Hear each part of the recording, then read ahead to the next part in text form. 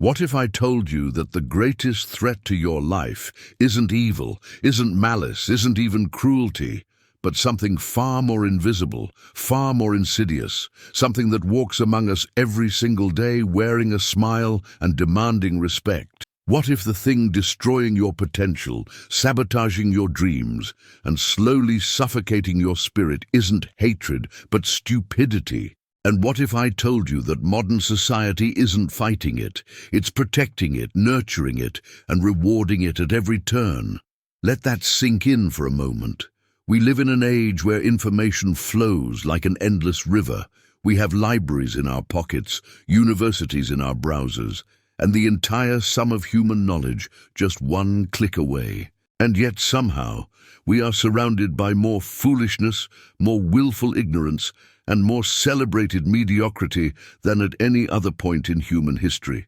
This isn't an accident. This is by design. The Italian economist Carlo Cipolla spent decades studying what he called the basic laws of human stupidity, and what he discovered was terrifying. Stupidity, he concluded, is the most dangerous force in human society, more dangerous than bandits, more destructive than criminals. Why? Because a criminal has a goal. A thief wants your money. A liar wants your trust. Their behavior, however harmful, follows a certain logic. But a stupid person, they cause damage without gaining anything. They hurt you, hurt themselves, hurt everyone around them, and they do it without reason, without purpose, without even understanding what they've done. You can negotiate with a criminal, you can predict a villain, but stupidity, it strikes like lightning, random, senseless, devastating. And here's the darkest part. Cipolla discovered that stupid people exist in the same proportion across all classes, all professions, all levels of education. Being a professor doesn't protect you. Being wealthy doesn't save you. Having multiple degrees means nothing. Stupidity wears every mask, holds every title, and sits in every seat of power. The ancient Greeks understood this. Socrates wandered the streets of Athens questioning the so-called wise men, the politicians, the poets, the craftsmen, and he discovered something profound.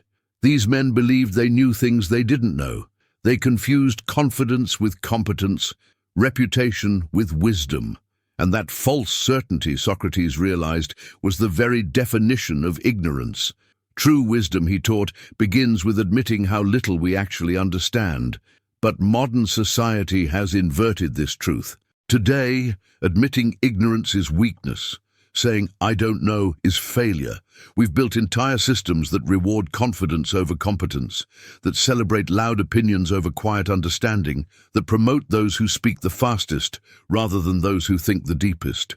Social media algorithms don't reward nuance, they reward outrage. News cycles don't favor complexity, they favor simplicity. Political systems don't elect the wise, they elect the charismatic. And slowly, quietly, stupidity has risen to the top of every hierarchy we've built. But why does this happen? Why does stupidity seem to always win? The answer lies in a psychological phenomenon called the Dunning Kruger effect. In 1999, psychologists David Dunning and Justin Kruger conducted a series of experiments that revealed something terrifying about the human mind. The less competent a person is, the more confident they tend to be in their abilities. Meanwhile, truly skilled individuals often doubt themselves, assuming others possess the same knowledge they do. Think about what this means. The person who knows the least speaks the loudest. The person who understands the most hesitates, questions, reconsiders. In any room, in any meeting, in any debate, the fool rushes forward while the wise hold back. And society, which cannot see inside minds, rewards what it can see: confidence, certainty, decisiveness. The result? Fools rise, experts retreat, and the cycle deepens. If this idea is already resonating with you, imagine what comes next. Subscribe now so you don't miss this journey. You've felt this, haven't you? You've sat in meetings where the loudest voice won, even when it was wrong. You've watched promotions go to people who simply never questioned themselves.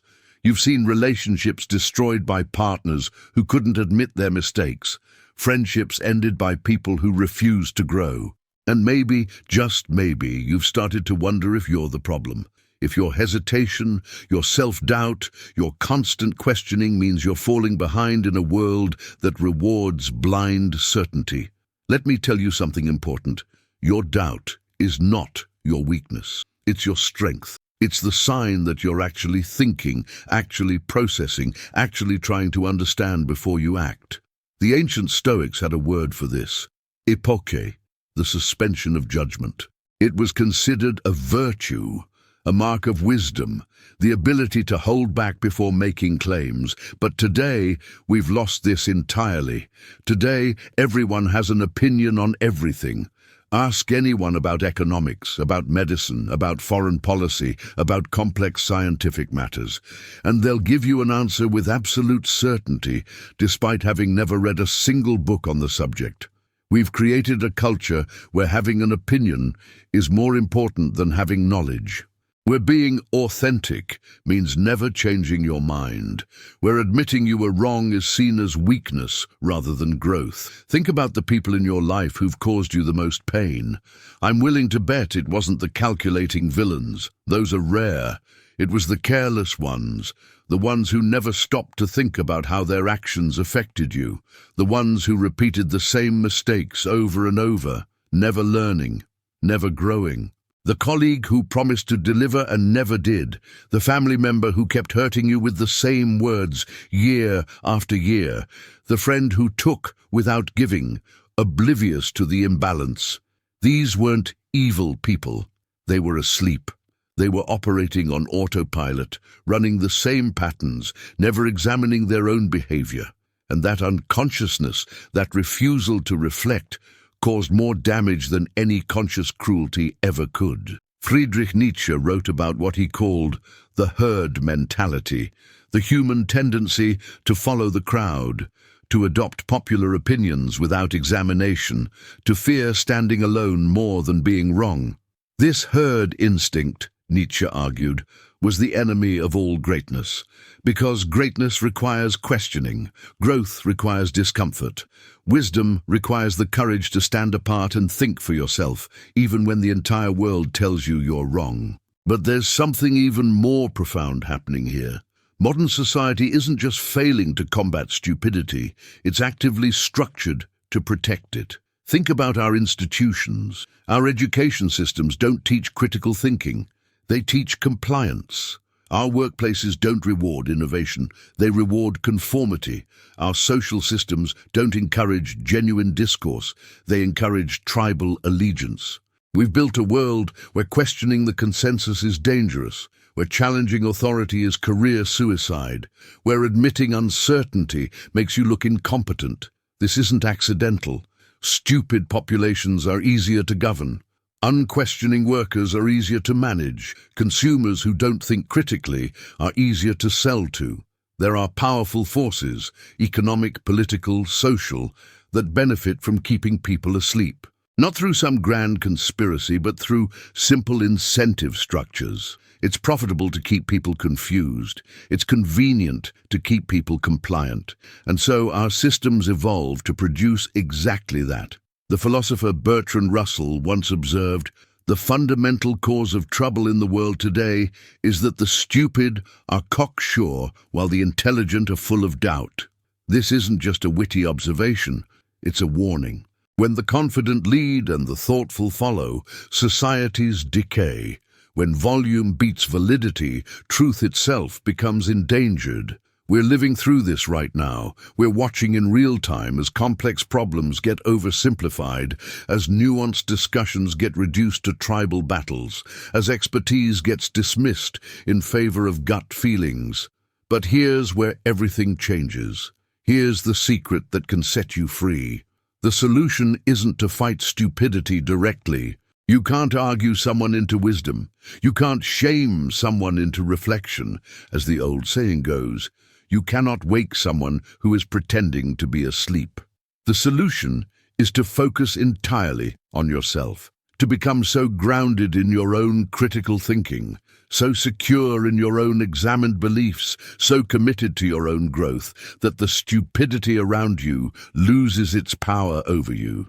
The Stoics called this the inner citadel, an unshakable core of wisdom that no external chaos can penetrate. Marcus Aurelius, philosopher emperor of Rome, faced barbarian invasions, political betrayals, and family tragedies. Yet he maintained his peace by focusing only on what he could control, his own thoughts, his own judgments, his own responses. You must build this citadel within yourself. Start by questioning everything you believe, not in a nihilistic way, but in a curious way. Ask yourself, why do I believe this? Where did this idea come from? Would I hold this belief if I'd been born in a different country, a different era, a different family? Most of our opinions aren't opinions at all. They're inherited assumptions we've never examined. Socrates said the unexamined life is not worth living. He meant it literally. A life of unquestioned beliefs is a life of sleepwalking, of being pushed around by forces you don't understand. Next, cultivate intellectual humility. Make "I don't know" your favorite phrase, not as a defeat, but as an opening. Every time you admit ignorance, you create space for learning. Every time you say, "I'm not sure," you invite dialogue instead of conflict. The wisest people in history were the ones most comfortable with uncertainty. They understood that knowledge is vast and human minds are small, and that pretending to know more than we do is the beginning of all foolishness. Then choose your influences carefully. The content you consume shapes the mind you build. If you spend your days absorbing shallow outrage, your thinking becomes shallow and outraged. If you spend your time with deep thinkers, reading challenging ideas, engaging with complex questions, your mind expands to meet them. You don't rise to the level of your goals, you fall to the level of your environment. Design that environment intentionally, but there exists a secret even deeper that few people know. The true reason stupidity wins isn't just external systems or social incentives. It's something buried deep in human nature itself. Thinking is painful. Real thinking, genuine examination, true questioning. It hurts. It threatens our identity. It destabilizes our worldview. It forces us to confront uncomfortable truths about ourselves and the people we love. The human brain, evolved for survival on the savannah, conserves energy wherever it can, and thinking is expensive, so the brain takes shortcuts, makes assumptions, follows patterns. This is called cognitive ease, the tendency to believe whatever feels familiar, to accept whatever requires the least mental effort. Stupidity, in this sense, is the brain's default mode. Wisdom is the override. And overrides take energy, attention, practice. This is why genuine thinking is rare and precious, not because people are inherently stupid, but because thinking is inherently difficult. Every moment of real reflection is a small victory against entropy, against the brain's natural laziness, against the tide of mediocrity that constantly pulls at all of us. You are not immune to this. I am not immune to this. No one is. The difference is awareness. Once you see the pattern, you can interrupt it. Once you understand the pull toward intellectual ease, you can resist it. Once you recognize stupidity in yourself, not just in others, you gain the power to choose differently. Here is the final truth, the one that ties everything together. Stupidity wins because it's easy. Wisdom wins because it's chosen. Every day you face a decision, coast on assumptions or challenge them. React on instinct or pause and reflect. Follow the crowd or think for yourself. These choices seem small in the moment, but compounded over years, over decades, they determine who you become. They determine whether you rise above the noise or disappear into it. They determine whether your life is lived consciously or sleepwalked through. The world will not reward you for this work. Society is not built to celebrate the thoughtful. You may be mocked for your hesitation, passed over for your humility, dismissed for your nuance. But what you gain is far greater than any external validation. You gain sovereignty over your own mind. You gain clarity in a world of confusion. You gain the profound peace that comes from knowing you are awake in a world of sleepers. So here's your mission. Think harder than is comfortable. Question more than is convenient. Doubt yourself enough to grow, but trust yourself enough to act. Build your inner citadel brick by brick, thought by thought. And as you do, you'll discover something remarkable. You stop being affected by the stupidity around you. Not because it disappears, but because you've risen above it. The choice is yours. It has always been yours. Now, what will you do with it? If this message reached something deep inside you, take a moment to subscribe and join this community of seekers. Leave a comment sharing your thoughts. What resonated, what challenged you, what questions arose.